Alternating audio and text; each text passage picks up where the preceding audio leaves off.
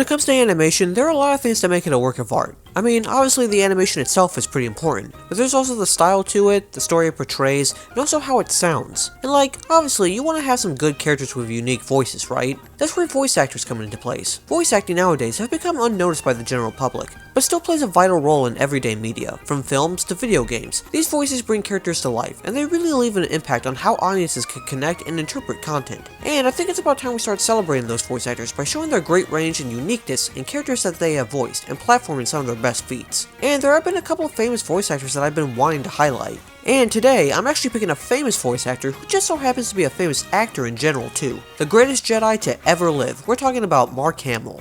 Is Mark Hamill nice? I try to be. It's still astounding that even when this man is performing on camera, he still has time to put his voice out for many different cartoons and video games alike. You may think I just bash celebrity voice acting just because of their status, like Chris Pratt and Awkwafina, but that's because they don't put their heart and soul into these characters quite like Hamill. Matter of fact, Hamill has been voice acting since the early 70s, before his big break as Luke Skywalker. And I kind of want to celebrate this man's contributions into putting so much effort into these bone-chilling performances. So, without further ado, here are my picks for my top 10 favorite Mark Hamill voice performances. So before starting this list, I am going to point out we will be seeing a lot of villains on this list, and I mean a lot. Mark Hamill excels in playing sinister characters, more chaotic than the others. With that being said, we actually begin with a more calm individual. Funny, since the show happens to be in a very not-so-calm setting. We go Metalocalypse revolves around a band named Dethklok, a metal band so popular they pretty much have their own economy on Earth. With this, a tribunal takes place monitoring Dethklok's every move, pondering if they're dangerous. One such member is Senator Stampingston. Gentlemen, we are faced with a volatile situation. Dethklok has deliberately stepped down from celebrity status in an attempt to meld into normal society. Stampingston is usually opening the briefings of the tribunal, bringing in some experts with rather strange names, and monitoring Dethklok's every movement. Gentlemen, it appears as if Dethklok is sponsoring their own NASCAR-type theatrical hybrid event. While he does think Dethklok is a threat, he is much more calm and collected about their actions than the rest of the tribunal. In fact, you could consider Stampingston to be the most professional member of the cult. Oh, yeah, I do think this is a cult, by the way. Hamill brought that stoicism to the senator, proving that he can tackle any role, whether insane or not. And while Stampingston may not have been maniacal, he still scratches the surface of uneasiness. Some time ago, we attempted to control pickles and snakes and barrels with a top-secret experimental drug called Totally Awesome Sweet Alabama Liquid Snake.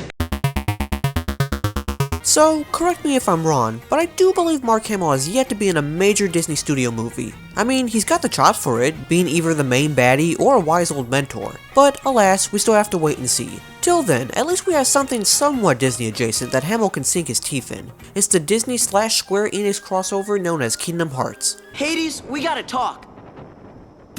In the series prequel, Birth by Sleep, we actually get to see Mark play that old wise mentor that I was just talking about. As wielders of the Keyblade, you are tasked with striking down any who would upset the balance of light and darkness. Master Ericus is a Keyblade master who is now teaching the ways of the Keyblade through his pupils, Aqua, Terra, and Ventus. Ericus knows what's best for his pupils, but this can put him at odds when facing the darkness, since he is devoted to the light. Remember, the darkness lurks in every heart.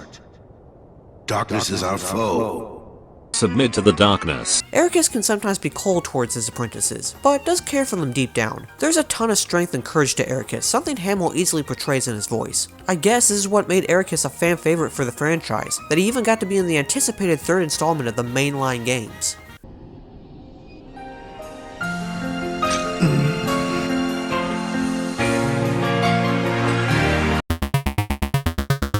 Now, we all know Mark Hamill has done some incredible work for the DC animated universe. I mean, who couldn't forget a certain homicidal clown that we'll see later on this list? But that's not all he's done. Hamill has gotten his hands on tons of DC villains, like Spectre from Batman Brave and the Bold, Threshold from Gen 13, and the Trickster from various DC projects, even playing him in live action. But I think an underrated villain in his catalog is actually one that he did during the Justice League days. Do you have Grundy's gold? Here, Brute. Everything I promised and more. Grundy likes gold. Solomon Grundy is a soulless zombie who was once a man named Cyrus Gold, who was a mobster of his own criminal empire until he was betrayed, having his corpse thrown into Slaughter Swamp. However, that swamp was chemically radioactive and changed Gold's body into the ghoulish Solomon Grundy we know today. Grundy not want gold. Grundy wants what men took from him. Now, this Solomon Grundy is considered an anti-hero, considering he was a member of Lex Luthor's Injustice Gang, but later befriended Hawkgirl and helped stop this Cthulhu-like monster. Hamill definitely puts that gravelly voice to good use. Then Grundy gets his reward. Alright, we just talked about a DC villain, but did you know Hamill has also voiced some villains in the Marvel Universe? A good example is Arnim Zola from some of the Spider-Man cartoons. Thither, my nemesis from the Invaders. But then again, do you actually know who Arnim Zola is? Instead, we're going for a more popular villain the Web Slinger has faced. And it's not the Green Goblin. Think more, I don't know, Hob-like. That? I was just getting what I could for myself, Fisk. As I always do. It's just good business. And you like the way I do business, don't you? Hobgoblin was definitely one of the most unhinged villains Spidey has ever faced. Very unpredictable, you would think Hobgoblin would be a lot more sane like his comic book counterpart. But Mark Hamill put on a manic voice for this character, making him such an interesting foil to Spidey. A scene stealer and an out-of-the-ordinary foe, this is another win for Hamill. Oh, I'm such a bad hacker! Bad. In an often underrated Disney XD show, this next pick sees Mark take on a more rage-induced villain this time around. Motor City is set in a dystopian America, where Detroit has been underground as a new Detroit, titled Detroit Deluxe, hovers around the city, making it an elevated metropolis. A group of rebels named the Burners try to reclaim their apocalyptic city, but they must face the big bad of the show, multi-billionaire Abraham Cain. Cain Co. Promising a better tomorrow by building your future today. Cain is wicked and definitely a megalomaniac. All he wants is to take over all of Detroit. But because the original Detroit, dubbed Motor City, is still intact, he must find a way to destroy the whole population down under. Well, if it isn't Texas, the greatest martial artist in all of Motor City. Behold, I have a gun that shoots a snake. Put that on your Reddit forum, bitches. Running the metropolis with an iron fist, Cain is not someone to mess around with. Mark Hamill adds a lot of texture into Cain, making him more three-dimensional than most billionaire villains. In fact, most of the things Cain does, he believes is for the good of society, something a lot of billionaires think they're doing right now. It's a shame this only lasted one season, because I would love to see more of this character. Guess it goes to show how much screen time this baddie can make that can also leave a huge impression. I know that now. Halloween is home to a bunch of iconic movie monsters and villains. You've got Freddy Krueger, Jason Voorhees, my favorite Ghostface, and who couldn't forget the crazed doll Chucky? Sure, how do you want it? Broken leg? This slasher always cheats death by transporting his soul into this creepy looking doll and going on a murderous rampage. And he was voiced by the ever so wonderful Brad Dourif. Until 2019. You see, a new creative team wanted to do a remake for the franchise, wanted to re-spark that magic. And that was also with a new voice actor. Gee, I wonder who that could be. I'm sorry to hear that, because if I can't be your best buddy, then nobody can. As you can expect, Chucky has very violent tendencies, and Mark's Chucky is no exception. Being able to learn from their surroundings via AI, this Chucky happens to be defective and has all of his safety protocols tampered. Well, I'm sure it's no big deal. Oh my goodness! Yeah, Hamill really gives a terrifying performance as Chucky. He distinctively separates his performance from Duras, as this Chucky can be a sweet doll at first before understanding how the real world works. And the voice just gets more creepier as something cruel goes on. Alright Hamill, I'm sold. It's unsure if he'll ever play Chucky again, given that Brad Dourif seems to be voicing the doll again. But when that time comes, I'm sure he'll give a chilling performance. I'm sorry, Andy. I'm going out with Fallon and Pug. So we can probably all agree that Mark Hamill's most iconic role in his filmography is Luke Skywalker. Like, it's a no-brainer, he has defied that role. But that doesn't mean he can't branch off into other roles for the Star Wars franchise. Sure, he may be the greatest Jedi to ever live, but he can also be one of the deadliest Sith Lords to ever live too. Case in point. Why do you come to my tomb, Jedi? To learn. Do you know who I am? Darth Bane has a rich history in the expanded universe of Star Wars. In the destruction of the Brotherhood of Darkness, Bane was the last survivor. Realizing the Jedi could destroy the Sith forever, he quickly reformed the Sith with a new apprentice that ultimately would kill him in a duel. Since then, Darth Bane has been a specter in a large tomb, where Yoda meets him in the Clone Wars. Mark Hamill gets to voice the infamous Sith, and it's an unforgettable experience. It may be brief, but his interaction with Yoda, and the temptation to bring him to the dark side, was a highlight in all of Clone Wars history. You do not fear me. No. Exist. You do not anymore. Alright, now we're heading into the top 3, and this is where the countdown gets pretty predictable.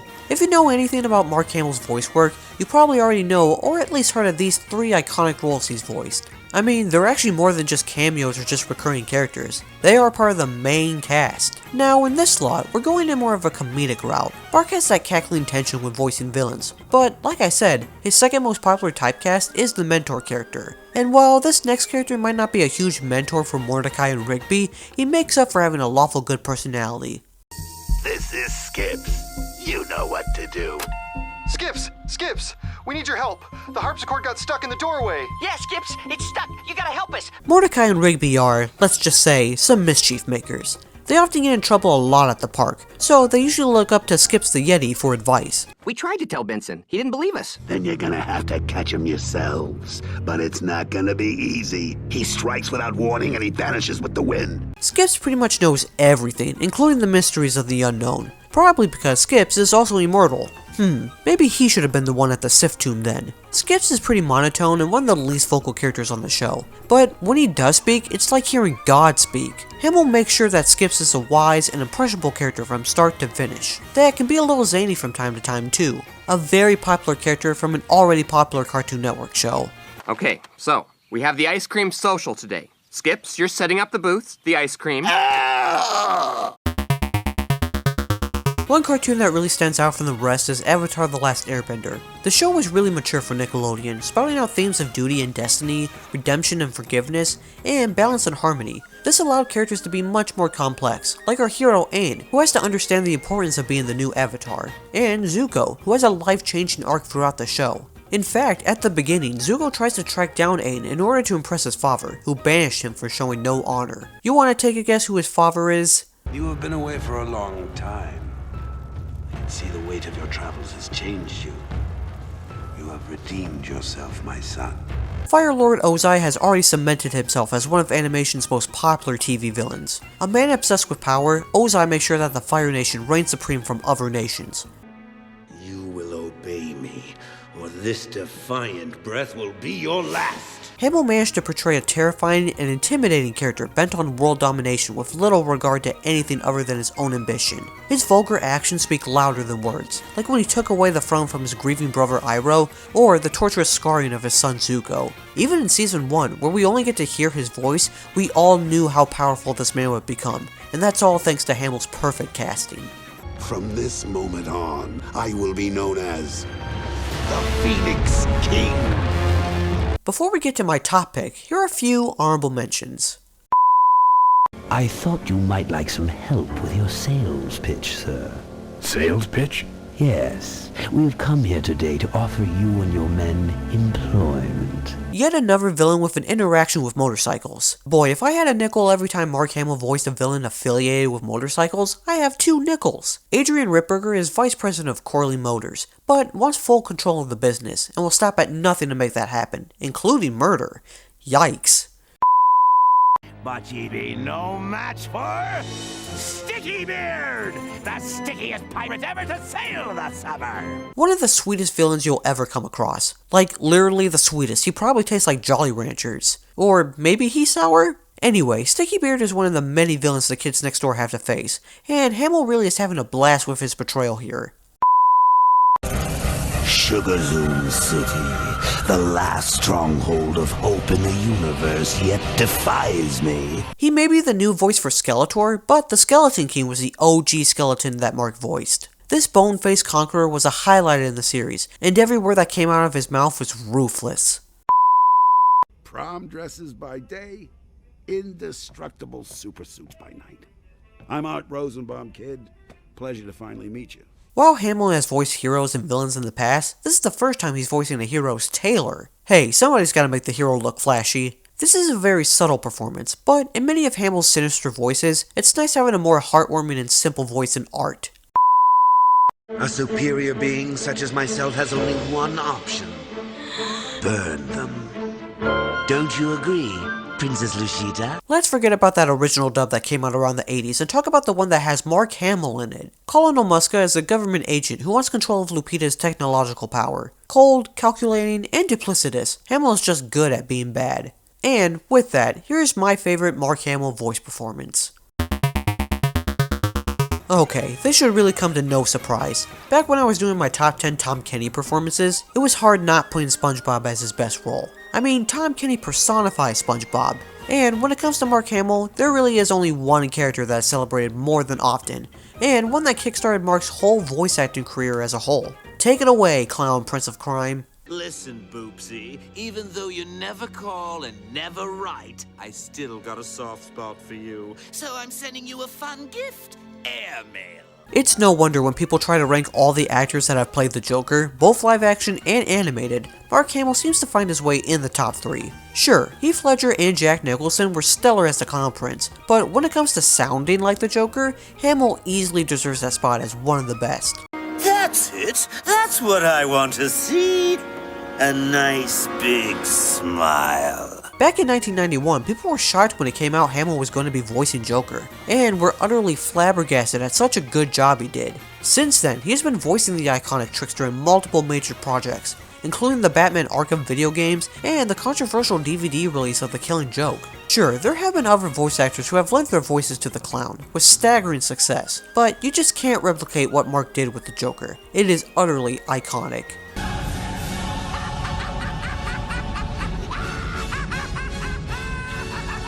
And that was my top 10 favorite Mark Hamill voice performances. There might have been a couple voices that I missed that you think should have been on this list, so please let me know in the comments below. Mark Hamill is definitely an acting chameleon, pretty much doing some amazing work on camera and in the booth, and definitely deserves a list like this. So, until then, please like and subscribe as it will definitely help out a small channel like mine evolve further down the road. Comment down your favorite Mark Hamill voice role, and I will see you next time.